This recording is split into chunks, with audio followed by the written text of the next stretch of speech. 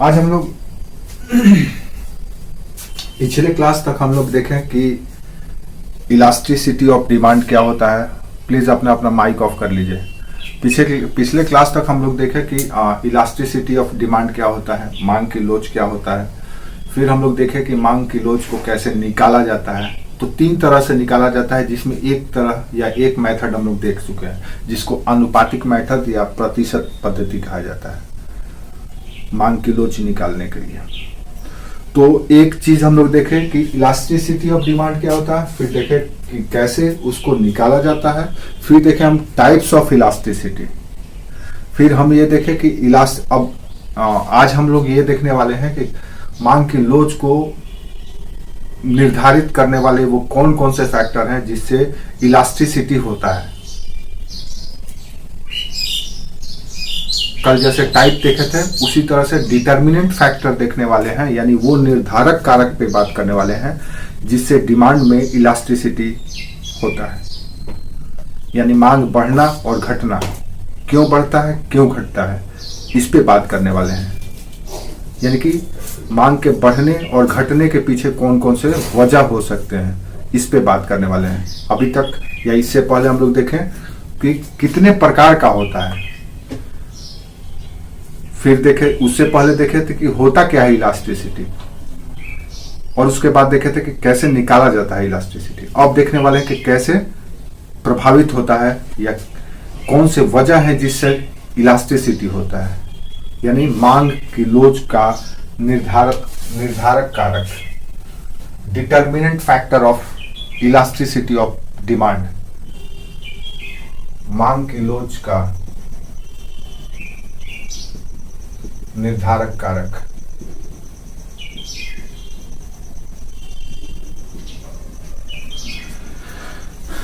ये हमारा आज का टॉपिक होगा जिस पे हम लोग बात करेंगे।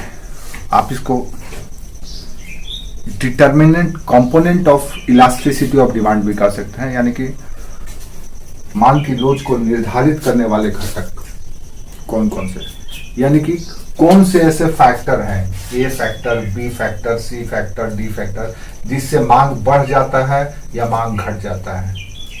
ये फैक्टर पे बात करने वाले हैं कि मांग को प्रभावित करने वाला कौन कौन से फैक्टर हैं जो मांग को बढ़ा देता है, मांग को घटा देता है।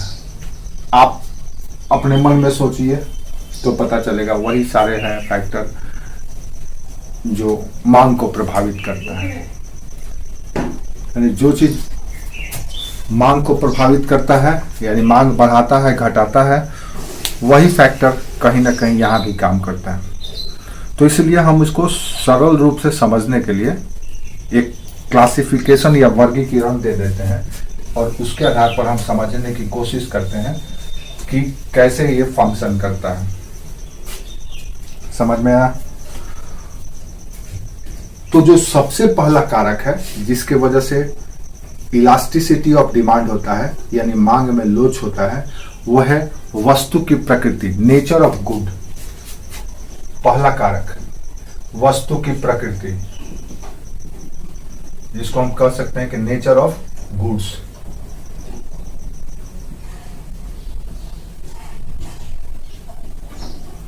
सबसे पहला कारक है। अब इन नेचर ऑफ गुड्स को भी हम लोग 3 तरह से कैटेगराइज कर सकते हैं। ये 3 नेचर का गुड्स होता है, और तीनों ही नेचर के गुड्स अपने अपने डिमांड को प्रभावित करते हैं, अपने अपने मांग को प्रभावित करते हैं।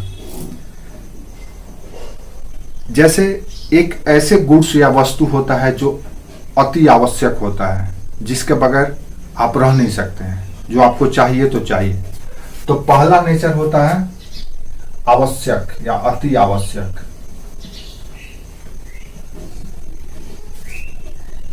इस नेचर का होता है।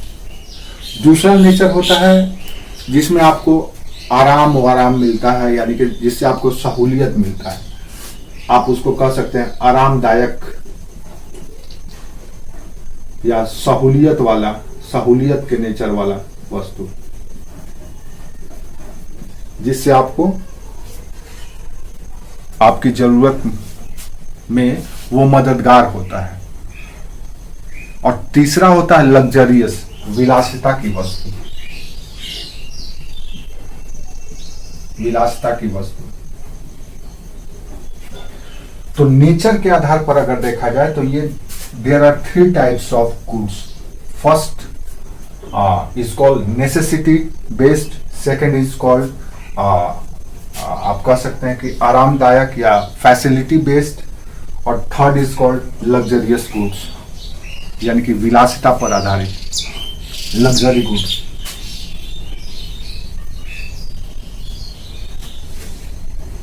अब कल्पना करो, क्या इन तीनों का इलास्टिसिटी अलग अलग होगा? पता चलेगा। अब थोड़ा सा देखो, इसको समझो। मान लो अति आवश्यक वस्तु है। अब इस अति आवश्यक वस्तु में आपको क्या लगता है? कोई एग्जांपल आपको समझ में आ रहा है कि कौन सी ऐसी नीड है, कैसी कौन सी ऐसी गुड्स है जिसका कीमत बढ़ने पर भी हम उसको खरीदना नहीं छोड़ सकते? खरीदेंगे, थोड़ा कम खरीदेंगे, लेकिन खरीदेंगे तो खरीदेंगे। तो पता चलेगा खाद्य पदार्थ, वेरी गुड, खाद्यान्न, दवाई है, ये सब ऐसी चीज है जिसके बगैर हम रह ही नहीं सकते हैं।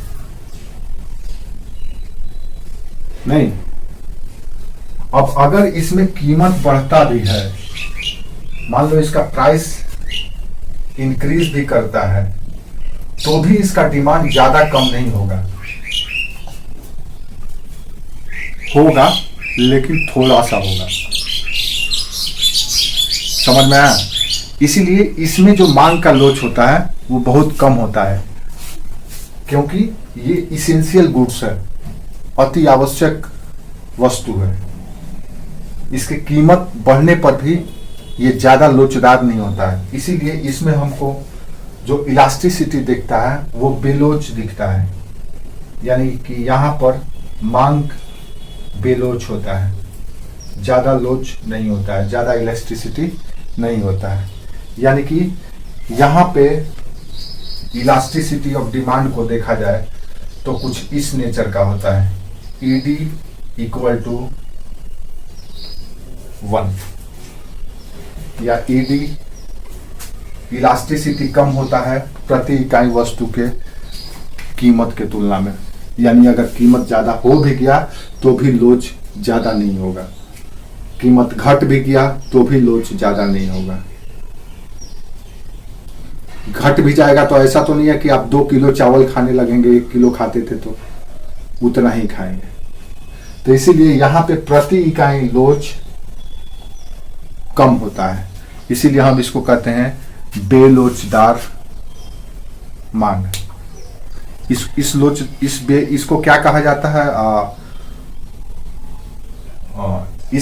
इसको क्या कहा जाता है? क्या नाम है टिंकू? बेलोचदार मांग। बेलोचदार मांग यानी कि अति आवश्यक प्रकृति की वस्तु बेलोचदार होती है, मांग बेलोच होता है। बेलोचदार यानी कि इकाई की कीमत में वृद्धि होने के बावजूद भी इलास्टिसिटी कम होता है। इस सिंबल का मतलब है कि ये ज्यादा है, ये कम है, इधर तो ये कम होता है, ये कम प्रभावित होता है। ठीक है? हाँ, तो अति आवश्यक वस्तु जो होता है उसमें इलास्टिसिटी कम होता है, प्रति इकाई मांग पर ज्यादा प्रभाव नहीं पड़ता है कीमत के बढ़ने से। तो ये हुआ वस्तु की प्रकृति का पहला कॉन्सेप्ट, यानी अति आवश्यक वस्तु। अब कल्पना करो दूसरे किस्म की वस्तु, आरामदायक वस्तु। आरामदायक वस्तु, या जिसको आप कह सकते हैं कि फैसिलिटेटेड गुड्स, जिसमें आपको कुछ फैसिलिटी मिलता है। इसमें क्या हो सकता है? इसका कोई एग्जाम्पल है आपके पास? एसी कार आरामदायक। आरामदायक का मतलब यह है जिसके मदद से आपके काम आसान हो जाए। AC car is luxurious goods. AC car, हाँ, ये विलासिता की वस्तु है। ये नहीं भी होगा तो भी आपको कोई फर्क नहीं पड़ेगा, इसके बगैर आप मर नहीं जाएंगे, इसके बगैर आपका काम नहीं लॉस होगा। वो लग्जरियस गुड्स हैं। कलर टीवी, प्लाज्मा टीवी, तो ये बड़े कीमती फोन, ये सब मोबाइल फोन, अब मान लो एक किसान है, या एक घरेलू पारिवारिक व्यक्ति है, उसको कंप्यूटर का कोई यूज नहीं है, फिर भी कंप्यूटर रखा हुआ है, आईफोन रखा हुआ है, तो इसका मतलब वो सिर्फ और सिर्फ शो ऑफ करने के लिए, लग्जरी दिखाने के लिए अपना खरीदा है। तो वो सब लग्जरियस गुड्स है। लेकिन आरामदायक वस्तु में क्या हो सकता है, यानी कि वो सारे मशीनरी या वो सारे प्रौद्योगिकी या वो सारे साधन जिससे आपको काम करने में आसानी हो जाए, यानी कि जितना आप कठिनाइयों से, जितना आप श्रम साधन से किसी काम को संपन्न करते थे, इसके वजह से आपके काम आसान हो जाता होगा। तो जैसे किसान के लिए ट्रैक्टर है, अब मान लो कोई पैदल जा रहा है तो उसके लिए साइकिल, इस तरह के वस्तु जिससे आपका आराम मिले। अब इसमें कैसे लोच होता है, तो इसमें इलास्टिसिटी थोड़ा सा होता है। क्या होता है, अब इसको देखते हैं।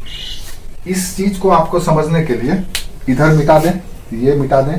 अगर मिटा देंगे यहां पे तो फिर लिखने का मौका मिल जाएगा।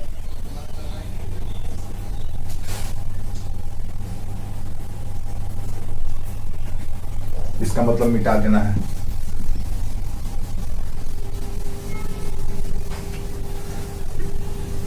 तो इस स्थिति में यानी कि ED = 1 होता है, यानी कि जितना कीमत बढ़ता है उतना ही लोच भी बढ़ता है, जितना कीमत घटता है उतना ही लोच भी घटता है। मतलब इलास्टिसिटी लोच बराबर होता है कीमत का। कल्पना कीजिए, अगर मान लो कोई किसान है, ट्रैक्टर का दाम बढ़ गया, 1 लाख में जो ट्रैक्टर मिलता था अब वो बढ़ करके 1.5 लाख हो गया, तो पता चला कि ट्रैक्टर के मांग में उतना ही कमी हो गई।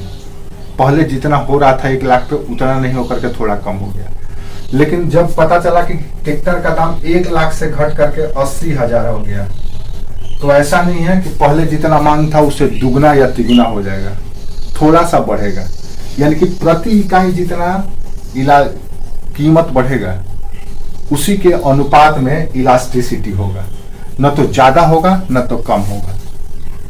क्योंकि ये आरामदायक वस्तु वही खरीदेगा जिसको जरूरत, जिसको नहीं लगता है कि हम अपने से ही कर लेंगे। जैसे किसान के पास मान लो पैसा है, लेकिन उसके पास इतना भी पैसा नहीं है कि वो ट्रैक्टर खरीद सके, वो बैल से भी अपना खेती कर ले रहा है। लेकिन उसके पास ज्यादा पैसा हुआ है तो उसको लगा कि भाई बैल के जगह पे हम ट्रैक्टर खरीद लेते हैं, 1 लाख रुपया मेरे पास है। लेकिन जैसे ही पता चला यार 1 लाख के जगह 1.5 लाख हो गया, तब वो मांगेगा ही नहीं, बोलेगा छोड़ दो, हटाओ यार। तो ये कुछ इस तरह की गुड्स पे देखने को मिलता है। और यहाँ पे इलास्टिसिटी = पर यूनिट, यानी कि प्रति इकाई जो मांग होता है वो बराबर होता है इलास्टिसिटी। समझ में आया? हाँ, यानी कि मांग का अनुपातिक परिवर्तन कीमत के अनुपातिक परिवर्तन के बराबर होता है। ED = 1, जैसा कि हम लोग पिछले क्लास में कर चुके हैं। कीमत आधारित या कीमत बेस्ड पे हम लोग ये बात कही है पिछले आधार पर कि जितना कीमत में परिवर्तन होगा उसी मात्रा में, उसी अनुपात में मांग में भी परिवर्तन होगा। कीमत अगर 100 रुपया घट गया है, 10% घट गया है, तो मांग 10% हो सकता है बढ़ जाए। कीमत अगर 10% बढ़ गया है तो हो सकता है मांग 10% कम हो जाए। यही है दूसरा प्रकृति। यानी यहां पे होता है ED = 1। पिछले क्लास में अगर आप लोग पढ़े होंगे, उसको रिवाइज किए होंगे, तो ये कॉन्सेप्ट समझ में आ गया। तीसरा कंज्यूमर गुड्स, ये थोड़ा सा लोचदार होता है। कंज्यूमर गुड्स, कंज्यूमर कर रहे हैं, लग्जरियस गुड्स, विलासिता की वस्तु। अब इसमें स्थिति क्या होता है कि अगर वस्तु की कीमत, विलासित वस्तु की कीमत बढ़ी तो उसकी मांग घट जाती है। मतलब कीमत के अनुपात में मांग में कमी नहीं होता है, बल्कि कीमत बढ़ने से उसके मांग ज्यादा घट जाते हैं। यानी इलास्टिसिटी इसमें ज्यादा होता है पर यूनिट। कल्पना कीजिए कि अगर कोई कार खरीदने वाला है, ठीक है, तो देखिएगा वो लोग पर्व त्योहार का इंतजार करते हैं, फेस्टिवल का इंतजार करते हैं, टीवी खरीदना है, वॉशिंग मशीन खरीदना है, ओवन खरीदना है, इस तरह के जितने भी होम अप्लायंसेस है या कुछ भी इस तरह के गुड्स या सर्विसेज, तो क्या करते हैं, वो फेस्टिवल का इंतजार करते हैं। फेस्टिवल आता है, उनको रिलैक्सेशन मिलता है, उनमें उनको ऑफ मिलता है 30%, 20%। अब वो क्या होगा कि 30%, 20% कम होने की वजह से डिमांड हाई हो जाता है। जैसे अभी फॉर एग्जांपल अभी देख लीजिए, अभी कुछ ही दिन पहले आप देखेंगे कि महिंद्रा एक्सयूवी वालों ने अपना एक ऑफर निकाला कि भाई इतना % हम डिस्काउंट देने वाले हैं। विद इन 30 मिनट्स में वो 10,000 अपना एसयूवी बेच दिया। यानी कि लग्जरियस गुड्स जो होते हैं, जो विलासिता की वस्तु होती है, उसमें इलास्टिसिटी ज्यादा होता है। तो इसीलिए यहाँ पे हम देखते क्या है कि ईडी ग्रेटर देन 1, इलास्टिसिटी ज्यादा होता है प्रति इकाई। हेलो,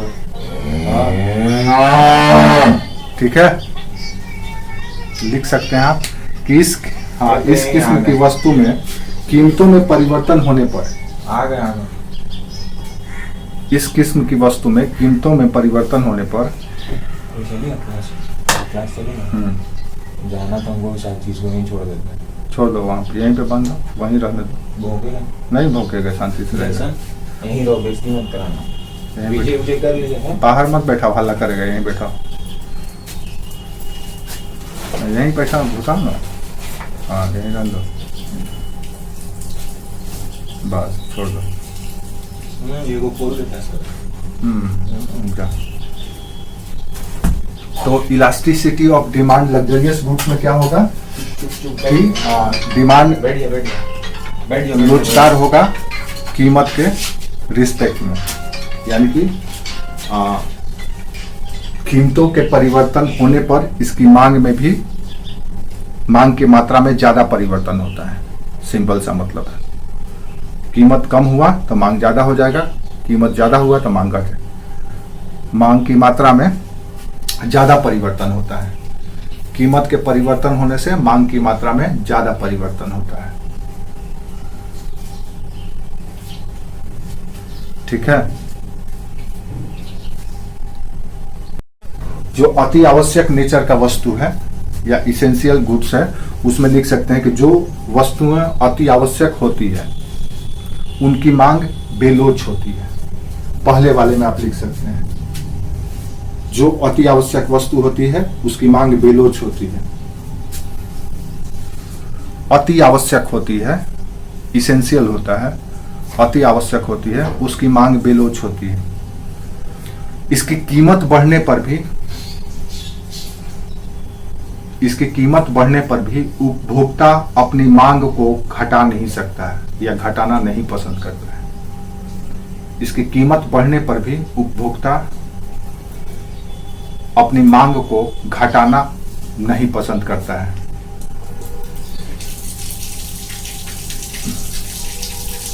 बेलोच होती है, हाँ, या बेलोचदार होती है।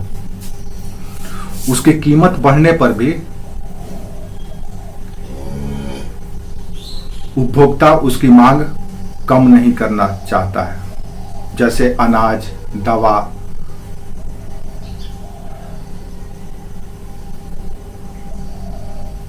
ठीक है, दूसरे किस्म की वस्तु कम करना पसंद नहीं करता है। बेलोच का मतलब है कि वो कम बेसी नहीं होगा, जो है सो है, हमको चाहिए तो चाहिए, कम करना पसंद नहीं करता, जैसे अनाज और दवा।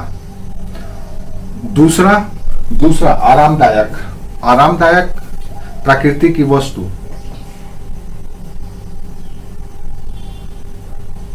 की मांग की लोच एक होती है।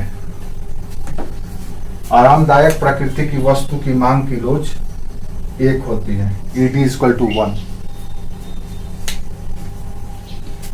क्योंकि कीमतों के बदलने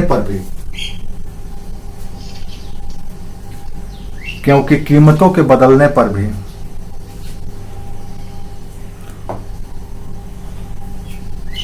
उपभोक्ता द्वारा किया गया खर्च इस पर समान बना रहता है। के बदलने पर भी कीमत के बदलने पर भी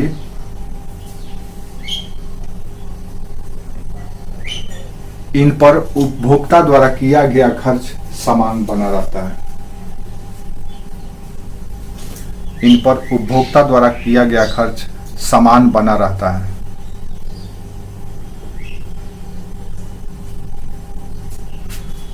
तीसरा, विलासिता की वस्तु। इस तरह की वस्तु कीमतों में परिवर्तन पर,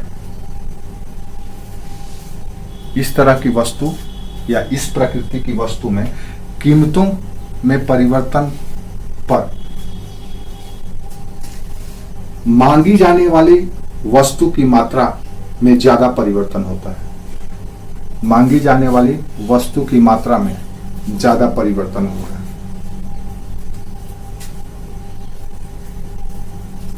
अतः यह ज्यादा लोचदार होता है, यानी ED > 1। इलास्टिसिटी ज्यादा होता है प्रति इकाई कीमत के।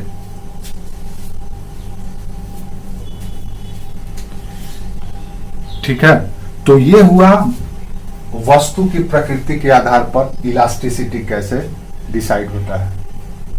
समझ में आ गया?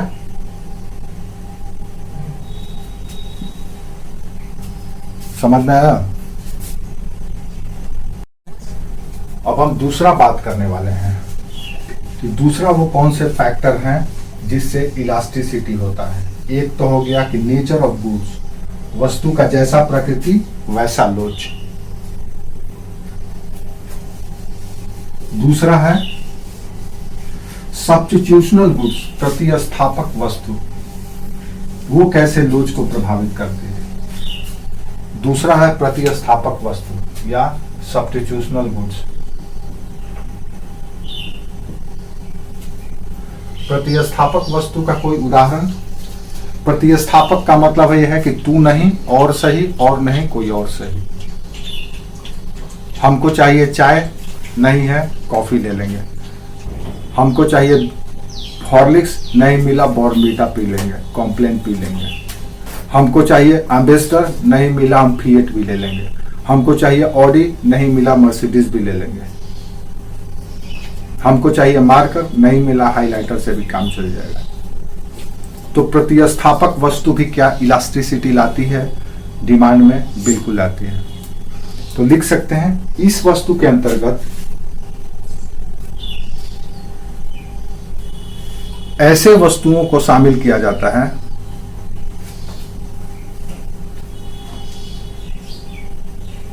जो मूल मांग के निकटतम होते हैं, जो मूल मांग के निकटतम होते हैं। प्रतिस्थापक वस्तु में उन वस्तुओं को शामिल किया जाता है जो मूल मांग के निकटतम होते हैं।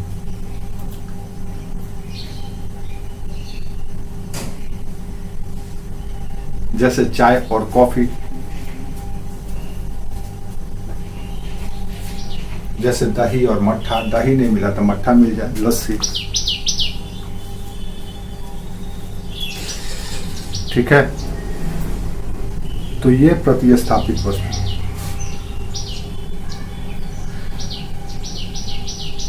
और इनसे इलास्टिसिटी प्रभावित होती है।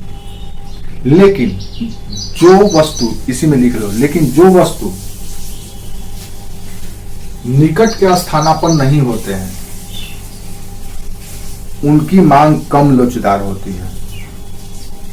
लेकिन जो वस्तु निकट के स्थानापन्न नहीं होती है उनकी मांग कम लोचदार होती है। हमने कहा कि प्रतिस्थापक वस्तु से भी इलास्टिसिटी ऑफ डिमांड होता है। जैसे चाय है हमारा, चाय है। जो वस्तु कम प्रतिस्थापक होती है या निकट नहीं होती है, निकट की वस्तु जो नहीं होती है उससे कम लोच होता है, यानी कि वो नहीं, उसके जगह पे कोई नहीं आ सकता। मान लो कि हमको गेहूं चाहिए, अब गेहूं नहीं है तो उसके जगह पे हम जौ तो नहीं खा सकते हैं, खाएंगे भी तो बहुत कम खाएंगे। अगर गेहूं है और गेहूं के जगह पे अगर हमको जौ मिलता है तो जौ का आटा हम बहुत कम खाएंगे, यानी कि जिसके जो निकटतम प्रतिस्थापक नहीं है तो उसकी लोच कम होती है। यानी कि गेहूं अगर हमको चाहिए तो चाहिए, इसके जगह पे हम जौ यूज नहीं कर सकते हैं। चावल हमको चाहिए तो चाहिए, चावल के जगह पे हम गेहूं नहीं यूज कर सकते हैं, करेंगे भी तो कम ही करेंगे। तो हम किसी भी तरह से चावल की मात्रा को पूरा करने की कोशिश करेंगे जितना हमको चाहिए। थोड़ा सा चावल कम खरीदेंगे, कीमत कम, मात्रा कम कर देंगे, लेकिन चावल खाएंगे क्योंकि उसका कोई सब्स्टिट्यूट नहीं है भी तो उससे हम पूरी तरह से सेटिस्फाई नहीं हो पाते हैं। तो इसीलिए ऐसे निकटतम नहीं प्रतिस्थापक वस्तु की लोच थोड़ा कम होती है, लेकिन जो निकटतम प्रतिस्थापक है, टी के जगह पे हमको कॉफी मिल जाए चल जाएगा, टी के जगह पे हमको कॉफी मिल जाए चल जाएगा, लेकिन अगर हमको कोई गेहूं के जगह पे जौ दे तो नहीं खाएंगे। गेहूं के जगह पे अगर मक्का मिले तो चल जाएगा, मक्के की आटा चल जाएगी, खा सकते हैं। समझ में आया? यानी कि वो वस्तु, हाँ, यानी वो क्या हुआ, जय पहला में लिख लो गेहूं, जिसकी मांग लोचदार होगी, ठीक है। पहला गेहूं लोचदार होगा,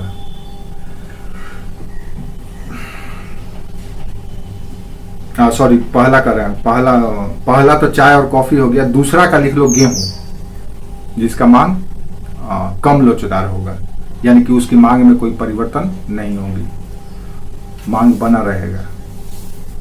तो दूसरा का उदाहरण है गेहूं, पहला का चाय और कॉफी। चाय उसमें क्या होगा कि अगर चाय नहीं तो कॉफी, तो उसमें लोच आपको ज्यादा मिलेगा, चाय का डिमांड कम हो जाएगा, कीमत बढ़ गया। जैसे ऐसे समझ लो, चाय है, चाय का कीमत बढ़ गया, प्राइस 10 था 20 हो गया, तब क्या होगा कि इसके कीमत बढ़ने की वजह से लोग क्या करेंगे, अब कॉफी पसंद करने लगेंगे और कॉफी का डिमांड बढ़ जाएगा, चाय का डिमांड कम हो जाएगा। लेकिन गेहूं का कीमत अगर बढ़ गया सपोज, तो लोग क्या करेंगे, ऐसा नहीं है कि लोग जौ ज्यादा मात्रा में खरीदने लगेंगे, मक्का की आटा ज्यादा मात्रा में खरीदने लगेंगे, पता चलेगा नहीं।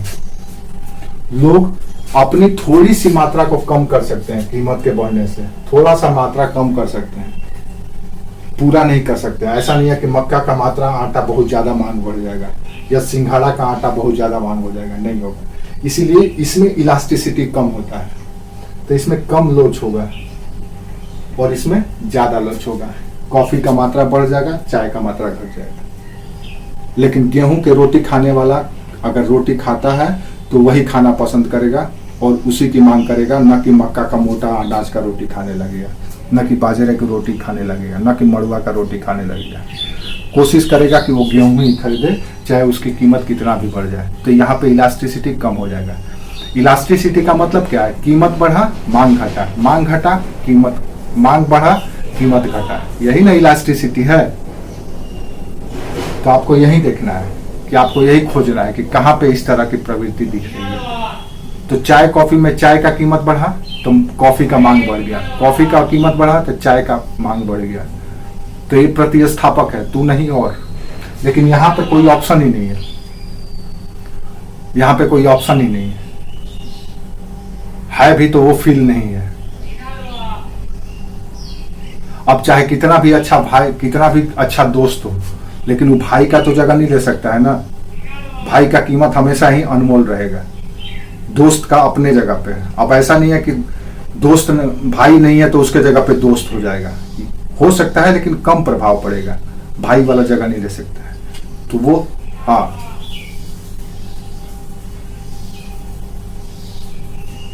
इसमें कई तरह के सवाल आएंगे, जैसे कि इनमें से कौन सा कारक है जो लोच को प्रभावित करता है, वो कौन से प्रतिस्थापक वस्तु है जिसके कीमत बढ़ने से भी लोच प्रभावित नहीं हो सकता है, या लोच होता है या लोच कम होता है, बेलोचदार मांग क्या होता है, लोचदार मांग क्या होता है, प्रति इकाई लोच बराबर का मांग क्या होता है। इस तरह से कुछ भी सवाल पूछा जा सकता है। इतना ही जितना पढ़े हम लोग कई सवाल बना लेंगे, तो हम लोग करने के बाद उस पर हम लोग डिस्कस करेंगे क्वेश्चन आंसर।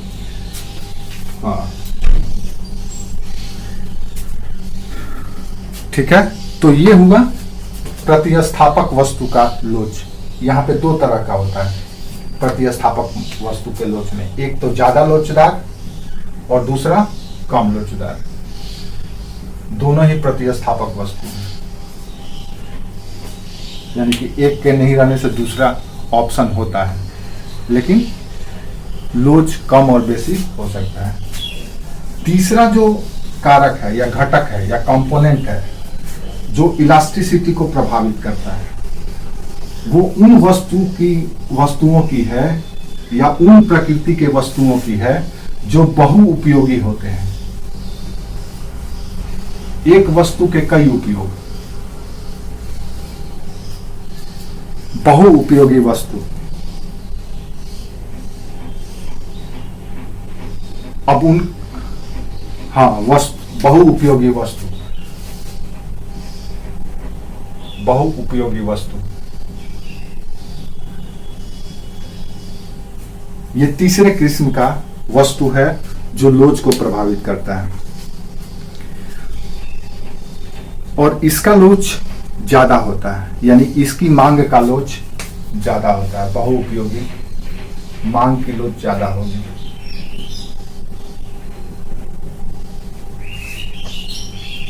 मांग की लोच ज्यादा होगी कहने का मतलब यह है कि अगर प्राइस बढ़ा तो इसका डिमांड कम होने लगेगा। बहुउपयोगी वस्तु ऐसा है।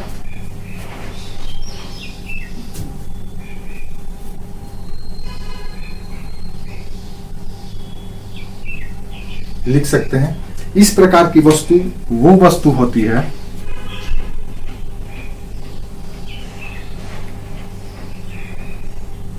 कि अगर इनकी कीमत काफी बढ़ जाए, अगर इनकी कीमत काफी बढ़ जाए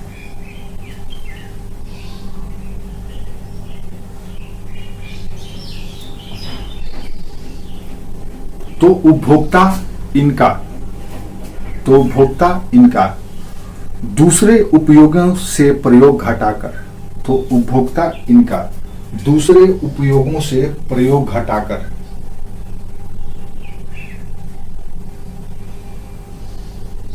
सबसे ज्यादा उपयोग में होने वाले काम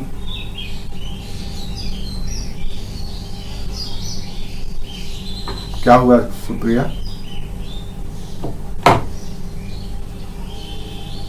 दूसरे प्रयोग घटाकर, दूसरे उपयोगों से प्रयोग घटाकर सबसे ज्यादा उपयोग में होने वाले काम में करेंगे। ठीक है, अब एक एग्जांपल ले लो। मान लो इलेक्ट्रिसिटी है, बिजली है। अब बिजली है, अब बिजली से आप कई काम करते हैं। पंखा चलाते हैं, एसी चलाते हैं, कूलर चलाते हैं, हीटर चलाते हैं, मोटर चलाते हैं, पता नहीं कई तरह के काम करते हैं। ठीक है, करते हैं। आयरन यूज करते हैं, ओवन यूज करते हैं, फ्रीज यूज करते हैं, पता नहीं कितने कितने तरह का उपयोग करते हैं आप। किसी का माइक ऑन है, माइक ऑफ करो। और उसी के यहाँ माइक ऑन है जिसके यहाँ घर में जो बैठा हुआ उसके यहाँ बहुत शोर शराबा हो रहा है, वो शांति से अपने कमरे में नहीं बैठता है, भीड़ में लेकर। सुप्रिया तुम बैठती हो ना? तुम्हारे पास सेपरेट रूम नहीं है जहाँ पे तुम अकेले बैठ के पढ़ सको, भीड़ में बैठ करके? अच्छा ठीक है। तो बहुउपयोगी वस्तु वो है जिसका हम एक ही वस्तु को कई जगह पे यूज करते हैं। जैसे बिजली का एग्जांपल, हम बिजली को घर में कई तरह से यूज करते हैं। अब कल्पना करो कि अगर बिजली का रेट अगर अभी 5 रुपए प्रति यूनिट है, पर यूनिट है, अब ये बढ़ करके 10 रुपए पर यूनिट हो जाए, तो क्या आप इतना सारा प्रयोग करोगे? पता चलेगा नहीं भैया। अब क्या करोगे? तो कूलर, एसी के जगह पे पंखा प्रिफेर करोगे, हीटर तो चलाना बंद ही कर दोगे, मोटर जरूरी है तो कम, मोटर है तो बहुत जरूरी है तो ये यूज करोगे, कूलर, ओवन बहुत कम यूज करोगे। यानी कि वस्तु की कीमत के बढ़ने से इसका जो बहुत जरूरी प्रयोग है उसी में प्रयोग करोगे, ताकि उसका खपत कम हो। और आपका खपत कम होगा तो क्या होगा? मांग क्या होगा? इलेक्ट्रिक का घट जाएगा, कम हो जाएगा, क्योंकि आपने खुद एडजस्ट कर लिया और आपने अपने खर्च, मान लो इस पे खर्च करती थी, प्रतिदिन आपको आदत था प्रति महीना 1000 रुपया बिजली बिल देने का। अब 10 हो गया तो स्वाभाविक है कि ये 2000 प्रति मंथ हो गया। तो ऐसी स्थिति में आप 1000 को बनाए रखने के लिए इसको क्या करोगे? खपत को कम कर दोगे। तो यानी इलास्टिसिटी हुआ, मांग कम हो गया क्योंकि महंगा हो गया। समझ में आया? तो इस नेचर के वस्तु भी ये, या इस नेचर की वस्तु भी डिमांड की इलास्टिसिटी को प्रभावित करती है, निर्धारित करती है कि कोई भी मांग कितना लोचेदार होगा। समझ में आया? तो आप लिख लिए, उदाहरण भी लिख लिए, समझ में भी आ गया होगा। बिजली लिख लो, इलेक्ट्रिसिटी। ये जो हम बनाए हैं काहे के लिए बना रहे हैं, इसको लिखते चलना है। उदाहरण ही तो है बिजली, इलेक्ट्रिसिटी। इसी तरह से और भी आप सोच सकते हो जिसका मल्टी पर्पस यूज है, जिसका आप खरीदते हो और सस्ता में मिलता है तो हर एक जगह यूज करते हो, और जब महंगा हो जाता है तो, जैसे आलू ही समझ लो, कोई भी वस्तु जहां बहुउपयोगी है। आलू का कहीं कोई यूज नहीं है तो हर एक सब्जी में डाल देते हैं, लेकिन महंगा हो। प्याज को समझ लो, प्याज। अब प्याज जब महंगा सस्ता होता है तो हर एक जगह पे यूज है, कच्चा में भी, भुंजिया में भी, सब्जी में भी। आप लोग पता नहीं क्या वो सब भी खाते हैं, तो वो सब में भी कहीं भी यूज कर लेते हैं। लेकिन अगर जैसे ही महंगा हो जाता है तो अब प्याज की मात्रा कम होने लगती है और बहुत जरूरी चीजों में ही आप यूज करेंगे। आप वो चीज खाने में यूज करेंगे जो जिसमें आपको ज्यादा पसंद है। समझ में आया? कोई भी चीज आप समझ सकते हो जिसका बहुउपयोग है। जैसे दूध ही है, दूध को ही ले लो, बहुउपयोगी है। चाय में भी पीते हो, लस्सी बना के भी पीते हो, मट्ठा में भी पीते हो, दही में भी पीते हो, ऐसे भी पी लेते हो। तो जैसे ही उसका कीमत बढ़ेगा उसका असर हम लोग कम कर देंगे, और इसेंशियल यानी कि अब उस दूध को बच्चे को पिलाएंगे, अपना काम कर देंगे।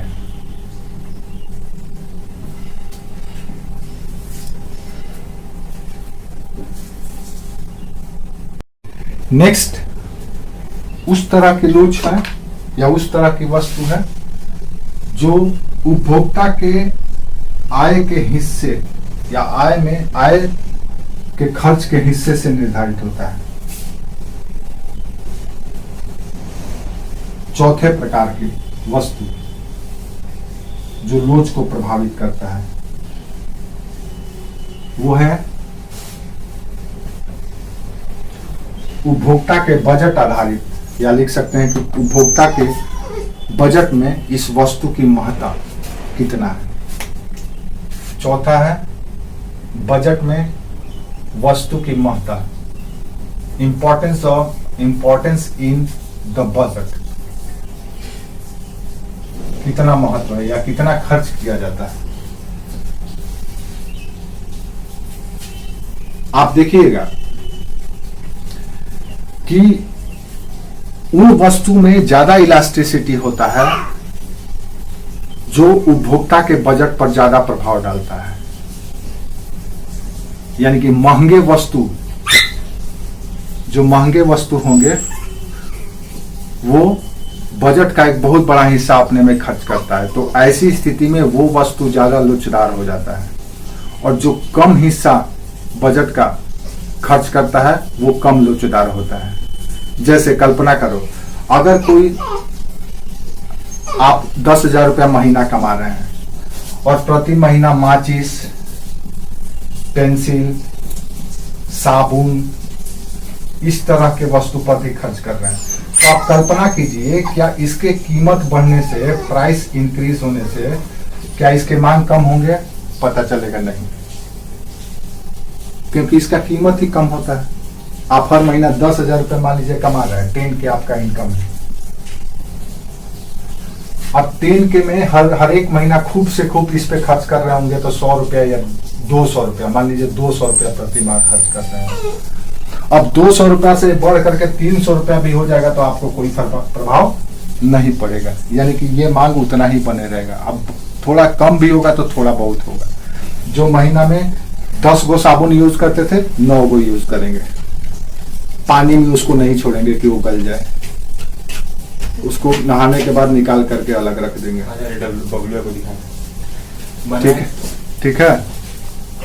तो ये थोड़ा सा कम है, लेकिन दूसरी ओर सोचो, कल्पना करो वो वस्तु जो ज्यादा बजट का हिस्सा आपका खर्च करता हो, तो इलास्टिसिटी उसमें ज्यादा होगा ज्यादा, बिल्कुल होगा। उसका एग्जाम्पल आप बता सकते हैं, आप अपने घर में ही बताइए जिस पे आप ज्यादा हिस्सा में खर्च करते हैं, जिसमें आप गैस में, अब मान लीजिए गैस में, वेरी गुड, गैस में आप हर महीना 10,000 कमा रहे हैं, 1200 रुपया का आपका गैस है, तो स्वाभाविक है कि इसका अगर कीमत बढ़ेगा तो इसका मांग आप कम कर देंगे, कम से कम खर्च करेंगे। यानी उपभोक्ता के बजट से या बजट में किसी वस्तु के उपभोग का क्या महत्व है, कितना खर्च होता है, उससे भी लोच होता है। अगर नॉमिनल खर्च वाला है तो उससे कम लोच होगा, लेकिन एक बजट का एक महत्वपूर्ण हिस्सा जो कंज्यूम करता है, खर्च करवाता है, वो ज्यादा लोचदार होगा, यानी कि उन वस्तुओं की लोच ज्यादा होगी। समझ में आया? लिख सकते हैं आप इसको। ऐसी वस्तुएं, फटाफट लिखते चलो, ऐसी वस्तुएं जिसमें उपभोक्ता अपनी आय का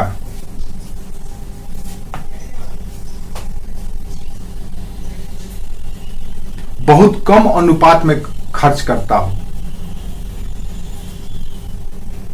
ऐसी वस्तुएं जिसमें उपभोक्ता अपनी आय का बहुत कम अनुपात में खर्च करता हो,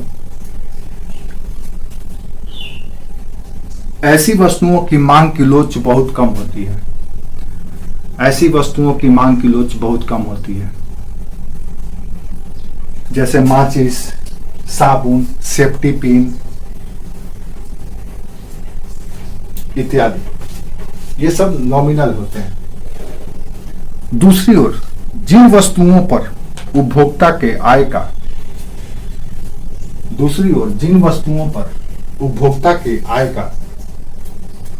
एक बड़ा हिस्सा खर्च होता है,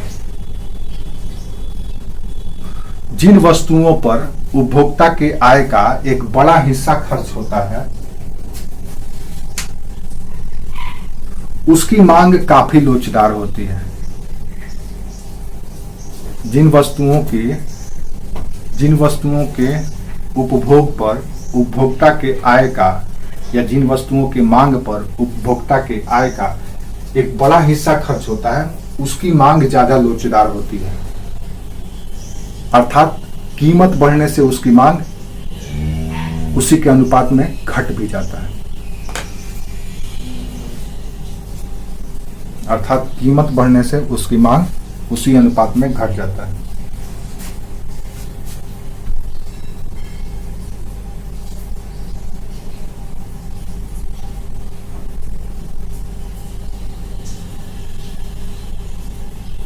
ठीक है, तो ये हुआ चौथे प्रकार का। समझ में आ गया?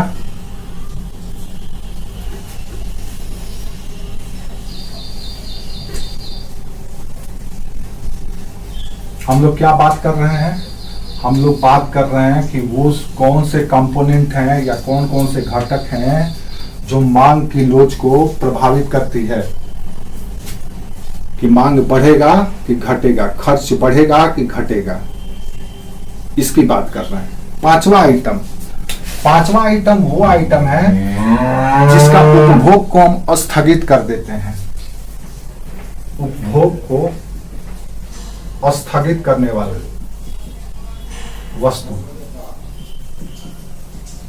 अब ये भी काफी लोचदार होता है। मान लो हमको लगता है कि इसका कीमत बढ़ गया है, तो हम क्या करेंगे? अब उसको यूज करना बंद कर देते हैं। तो जैसे ही हम यूज करना बंद कर देंगे, उसका डिमांड पूरी तरह से गिर जाएगा। तो ऐसी वस्तुएं भी हैं जो आप कुछ दिन रुक जाते हैं, कंज्यूम करना ही, उपभोग करना ही बंद कर देते हैं, इंतजार करते हैं कि कब उसका कीमत घटे तो फिर आप अपना मांग को शुरू करें। समझ में आया? तो लिख लीजिए, ऐसी वस्तुएं लोचदार होंगी जिनका उपयोग या जिनका उपभोग स्थगित किया जा सकता है। ऐसी वस्तुएं लोचदार होंगी जिनका उपभोग स्थगित किया जा सकता है।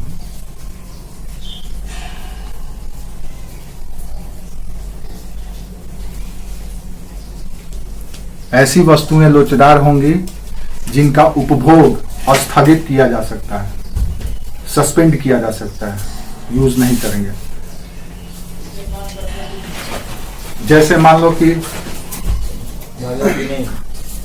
मार्केट में जो कर्ज मिलता है, जिस ब्याज पर, जिस रेट ऑफ इंटरेस्ट पर, बांधने नहीं दे रहा है।